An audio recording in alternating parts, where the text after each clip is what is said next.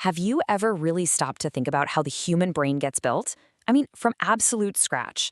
We're not talking about learning or growing up, but the incredible 9-month construction project that happens in the womb. It is an absolute epic of biological engineering, and today, we're going to walk through the blueprint. So, what's the finished product? Well, it's this. Roughly 86 billion neurons. That's more stars than our inner galaxy. Each one of those is a tiny little processor, and they form trillions of connections. The scale is just, it's almost impossible to wrap your head around. But the most amazing part isn't that final number. It's where it all starts. Every single one of those 86 billion neurons, every thought you'll ever have, every memory you'll make, it all begins as nothing more than a simple flat sheet of cells. So how on earth do you get from a piece of biological paper to a supercomputer? Well, that's the story we're diving into today. We've broken this incredible construction story down into 6 main chapters. We'll kick things off with the very first signal that basically says, hey, build a brain right here. Then we'll see how that foundational structure gets folded into place, watch an absolutely epic migration of cells, connect all the wiring, and finally, see how this amazing machine boots up for the first time. Okay, so it all begins with a signal. Just a few weeks after conception, a little structure called the notochord sends out a chemical memo to the sheet of cells right above it, the ectoderm. And that message is simple, but it is profound. It says, you are no longer going to be skin. You are going to become the entire nervous system. And the result of that very first command is the specialized patch of cells that thickens up and becomes the neural plate. This right here, this is the raw building material. Every single part of your brain and your spinal cord will be built from this one simple sheet. The blueprint has officially been laid out. Now, a flat sheet isn't going to get us very far, so it has to become a 3-dimensional structure. And it does this through a masterful piece of cellular origami called neurulation. It's this mechanical process of folding and zipping that creates the foundation for everything else to come. Think of it like this. Imagine you're folding a piece of paper. The flat neural plate starts to bend as cells along the edges change their shape. These edges then lift up, kind of like the 2 sides of that paper you're folding, and finally, they meet in the middle and fuse, zipping shut from the center outwards to create the hollow neural tube. That's the precursor to the brain and spinal cord. And this is where the elegance of biology really shines. The body actually uses 2 different methods to build this tube. Primary neurulation, that folding process we just talked about, builds the brain and the top part of the spinal cord. But for the lower spinal cord, it uses a completely different technique. It forms a solid rod of cells first and then just hollows it out from the inside. 2 solutions for one very complex problem. It's just brilliant. All right. Once that tube is formed, the next phase is just an explosion of growth. This is where the brain starts building its workforce, the billions and billions of neurons that are going to do all the heavy lifting. But here's the catch. These neurons aren't born where they'll end up working. Oh no, they have to go on an incredible journey.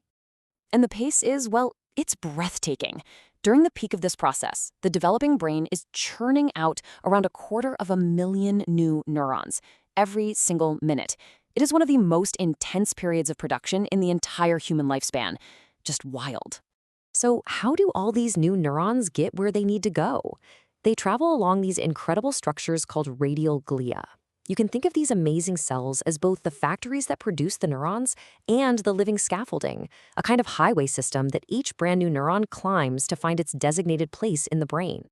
And the whole process is incredibly organized. The cortex, the brain's outer layer, is built in a very specific order, from the inside out. The neurons that'll form the deepest layers are born first, and they migrate up into place. Then the next wave is born, and they climb right past them to form the layer above. This just keeps repeating, layer by layer, creating the brain's complex 6-layered structure. So the neurons are in place. The structure is built. But a building full of disconnected computers doesn't make a network, right? The next, and maybe the most critical phase, is wiring it all together, turning this collection of cells into a machine that can actually process information. And there's this really fascinating timing issue here. Wires that are carrying sensory information from, say, the eyes and ears, they actually arrive at the brain before the cortical neurons are ready for them. So what happens? They connect to this temporary structure called the subplate, which acts like a crucial waiting room, holding onto these connections until their final destinations are built and ready to go. So how does the brain start its wiring? Well, its initial strategy is one of massive overkill.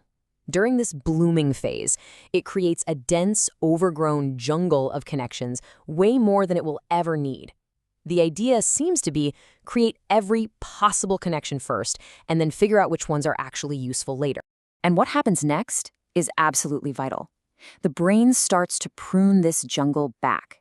Based on neural activity, basically use it or lose it, the connections that get used a lot get stronger, while the ones that are weak or unused get eliminated.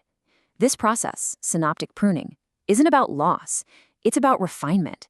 It's how the brain goes from a noisy, chaotic mess to a lean, efficient supercomputer. Now, for a long time, we thought neurons did all the important work. But science has shown us that there's this whole cast of surprising characters who are essential architects in this project. And, as you might guess, with a construction project this complex, there are also times when things are incredibly fragile. Let's talk about microglia. We used to think of these cells as just the brain's immune system, the cleanup crew. But we now know they are active circuit sculptors. They don't just eat debris, they release signals that actively shape which connections are kept and which are pruned away. They're basically the gardeners of the developing brain. All of this raises a pretty critical question. With so many intricate steps happening on such a strict schedule, when is this whole construction project most vulnerable? The answer, it turns out, really depends on what week it is. This chart shows that there isn't just one single danger period. There is a whole series of them.